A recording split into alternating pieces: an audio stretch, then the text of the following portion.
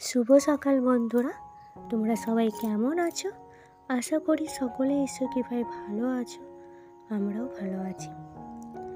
আজকে বৃহস্পতিবার, আর সকালবেলা উঠে অন্য কোনো যে কাজ আমি করতে পারিনি। সকালে উঠেই আমি মুড়ি খাওয়ার তরকারিটা করেছি, কারণ সকালবেলায় ওর বাবা 6টার মধ্যেই সে বেরিয়ে যাবে খাওয়া দাওয়া করে, ওই জন্য ওকে তরকারিটা করে নিয়েছিলাম।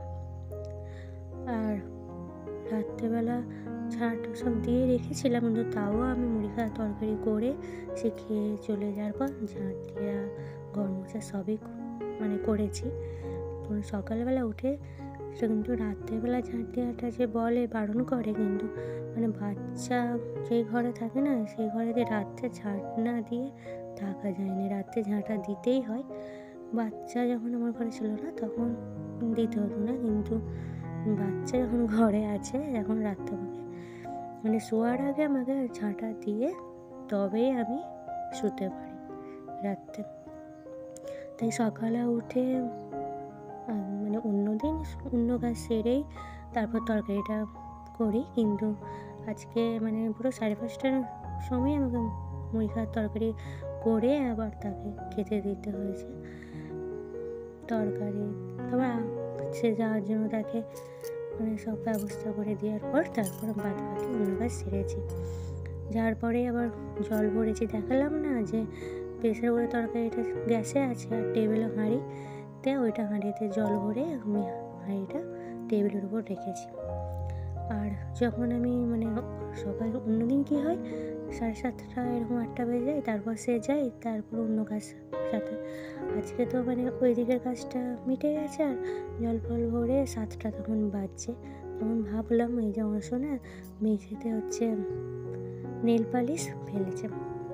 নেল পালিশটা এমনই মেঝেটায় দাগ হয়ে গেছে যে তুলতে অসুবিধা হচ্ছে। তুলবো করে সময়ই হচ্ছিল না। যে আজকে এখন তাড়াতাড়ি এদিকে সব কাজ সারা গেছে, ওর জন্য ঘর মোছার সময় ভাবলাম যে তাহলে এটা আজকে সব পুরোটা তুলেই ছাড়বো, যতক্ষণ না উঠে ততক্ষণ ছাড়বো না। আর পুরোটা তুলেই ছেড়েছি। আর বাচ্চা নিয়ে কাজ তো ও করবে বলে বলছে, আমি যে নাও করো, ও একটু তুলতে ব্যাপার দে। আমার এদিকে দেরি হচ্ছে। আবার একটা কাজ হচ্ছে, কালকে সুইনি শাক কিনে এনেছিলাম। সুইনি শাক অন্য সে একটু বড়ো বড়ো হয়, আর সুইনি শাকগুলো এত ছোটো ছোটো যে কতক্ষণ সময় লেগেছিলো আমার বাঁচতে, কী বলবো, 1 ঘন্টা এরকম লেগে গেছে। আর এই যে দেখো এগুলো তুলছি, মেঝেতে যে নেল পালিশের দাগগুলো লেগে গেছে।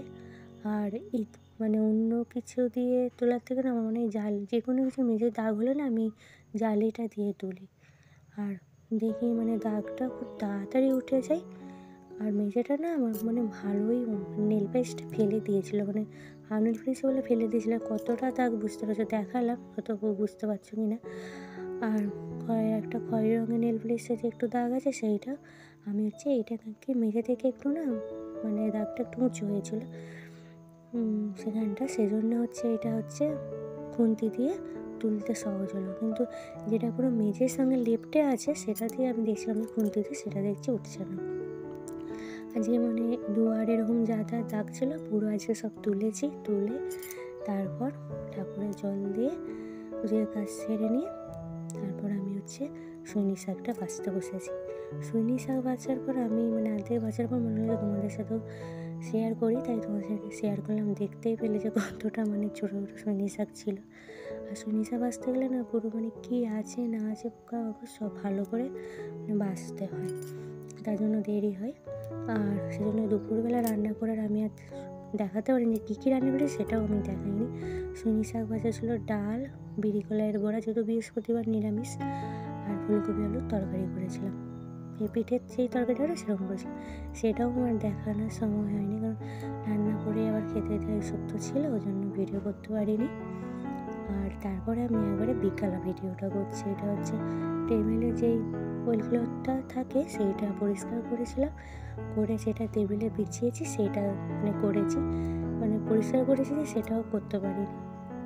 আর ওই র্যাকটাও নামিয়ে সব ভালোভাবে গোছ করে নিয়ে ডিবেগুলো মুছে নিয়ে তারপর র্যাকটার উপরে এটা ছিল মানে এই পেপারটা ছিল যেটা গোল ক্লথটা ছিল, সেটা আমি পরিষ্কার করে নিয়েছি আর অন্য আলাদা ছিট দিয়ে দিয়েছি। এটা অপরিষ্কার হয়ে গেলো, জন্য এটা পরিষ্কার করে নিয়েছি। আর দেখালাম যে কুঁচো সাবান ছিল, সেই সাবানটা দিয়েই পরিষ্কার করলাম। দেখো কি সুন্দর চকচক করছে। এটা দেয়ালে মিলে দিলাম, তাহলে জলটা ঝরে না শুকিয়ে যাবে তাড়াতাড়ি। এরপর এখনও বেগুন ভেজেছি, তারপরে একটু পাস্তা করে দিয়েছি, রুটি হয়েছে। দেখালাম কী হয়েছে।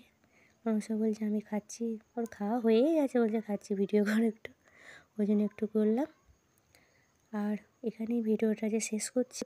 শুভরাত্রি বন্ধুরা, সবাই ভালো থাকবেন, সুস্থ থাকবেন। আর ভিডিওটি ভালো লাগলে লাইক, কমেন্ট, সাবস্ক্রাইব করবেন।